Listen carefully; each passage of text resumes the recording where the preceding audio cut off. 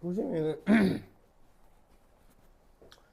자, 가부터 프랑스 계몽주의자들은 신화적 관점이나 중세시대의 종교적인 관점으로 역사를 파악하고 서술하는 것을 배격했다라고 돼 있잖아, 그지? 배제시켰다는 뺐다라는 거지. 어떤 관점? 신화적 관점, 그 다음에 종교적 관점. 그래서 이들은 이성의 관점, 요게 이제 철학사적으로 보면은 신본주의에서 인본주의로 넘어가는 과정이에요. 신중심 사고에서 인간중심 사고로 넘어가는 거야. 이러한 입장은 계몽주의자인 볼테르에 의해 확립되었다라고 해서 자, 가에서 이제 볼테르가 나옵니다. 볼테르에 의해서 확립이 되었다. 볼테르는 역사의 동인, 역사를 움직이는 원인을 신으로 보았던 중세시대 관점을 비판하고 역사의 동인은 무엇이다? 이성이다.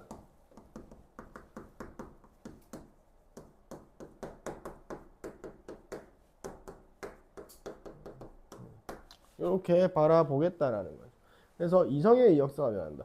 이성과 자연, 이성과 종교, 정치, 사회 등 제도가 상호작용하면서 역사가 끊임없이 발전한다. 관점에 따르면 역사의 발전은 이성 그 자체가 발전, 그래서 역사가 발전한다.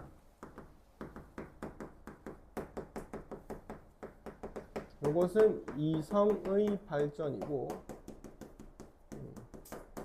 그러면은 이 이성이 발전한다라고 하는 것은 문화를 발전시킨다.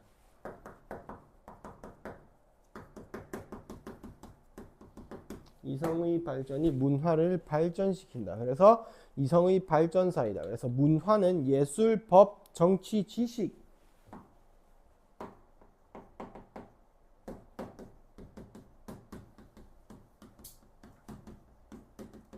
뭐 이런 것들이다. 예술, 법, 정치, 지식, 과학, 풍속, 습관, 음식, 기술, 오락 등 인간 생활과 관련된 것들로 이성 활동에 따라 만들어진 것.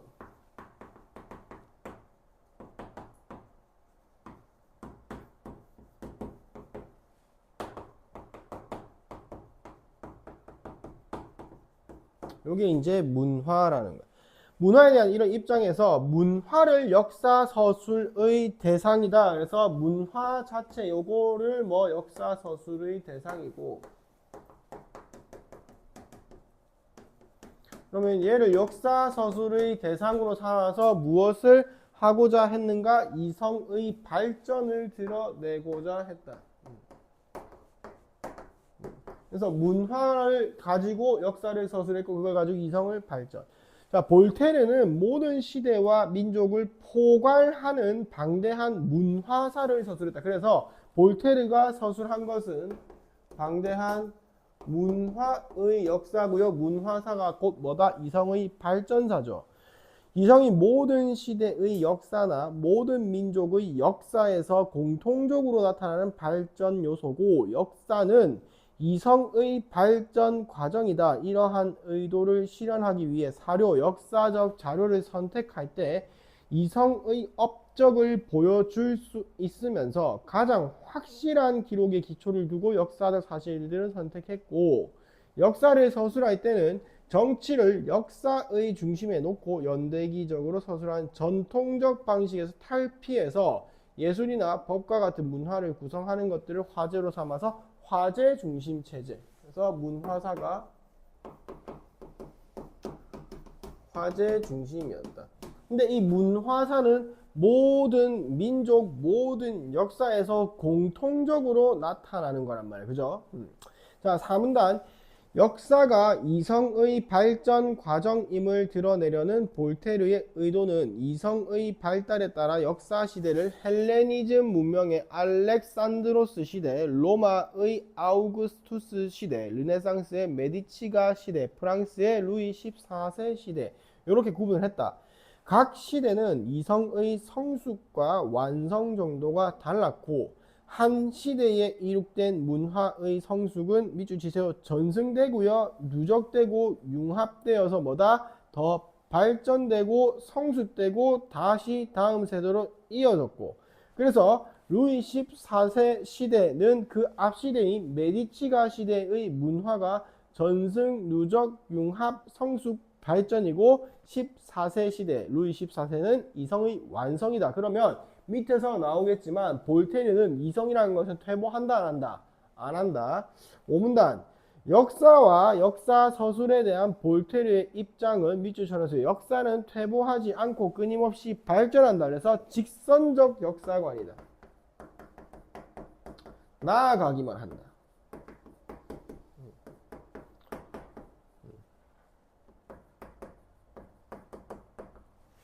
역사는 퇴보하지 않고 어떻게 한다? 끊임없이 발전한다.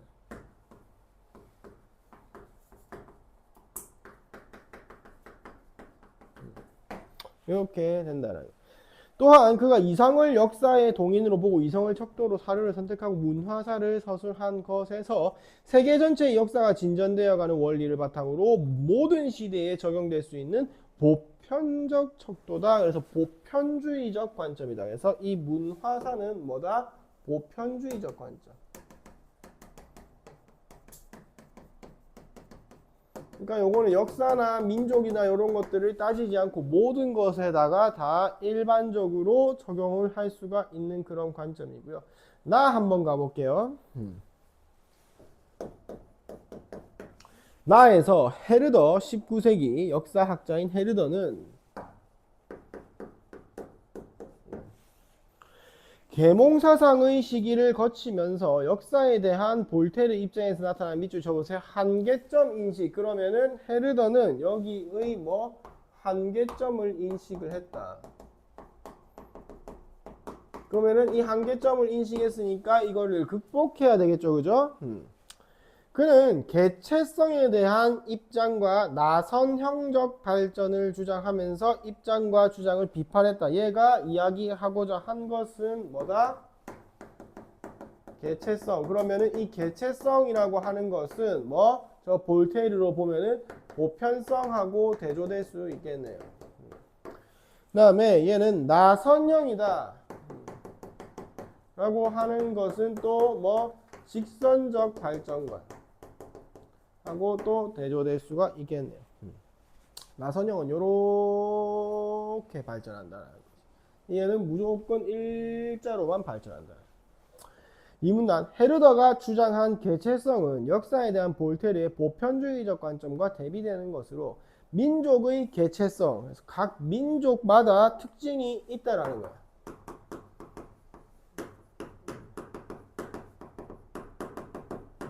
각 민족의 개체성.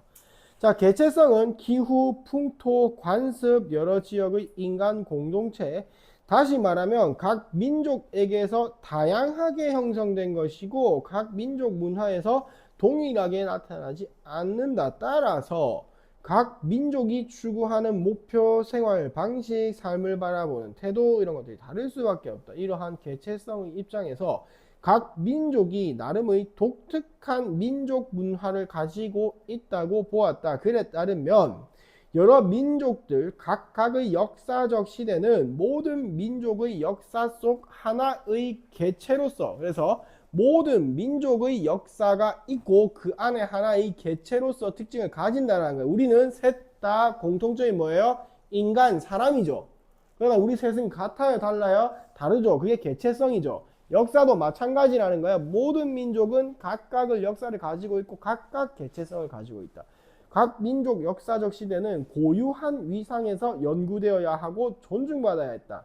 헤르더는 민족 개체성을 이해하기 위해서는 민족에 대한 선입관을 버리고 민족 시대와 역사 처한 환경적 조건 속으로 침투해서 동화, 동그라미 쳐놓으세요. 동화. 그러니까 우리가 무언가를 바라볼 때 자신의 관점으로 바라보면 안 된다라는 거야. 그 지역의 사람들과 동화되어서 그 지역의 특성을 가지고 바라봐야 된다. 개체성에 대한 그의 관점과 이를 이해하기 위한 그의 방법에 따르면 보편주의적 관점으로는 역사를 설명할 수 없게 된다.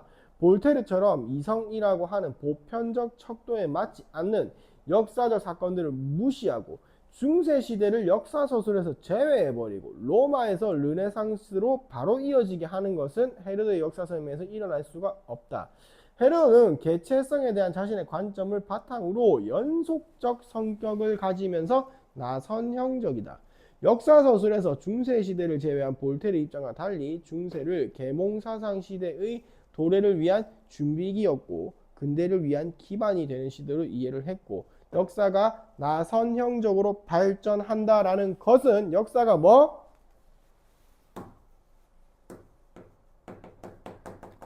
성장하기도 하고 파괴되기도 하고요. 그 다음에 건설되기도 하고요. 얘는 퇴보는 절대 없다라는 관점하고 대조되는 거죠. 그죠?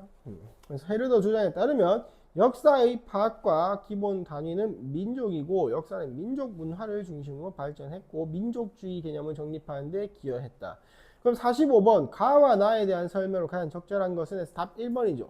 가와 달리 나는 특정 사상가에 대한 비판적 입장 누구? 볼테르에 대한 비판적 입장 누구? 헤르더죠. 그죠? 45번에는 1번 되면 되겠고요.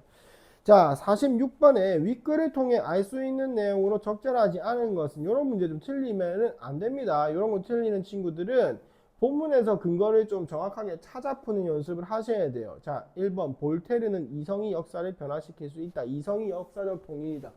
맞죠? 그죠? 2번 볼테르는 문화를 구성하는 것들, 문화사 화제 중심. 맞죠? 3번 헤르더는 중세 시기가 없으면 근대 시기가 나타날 수 없다고 봤다. 맞죠? 준비기라고 봤고요.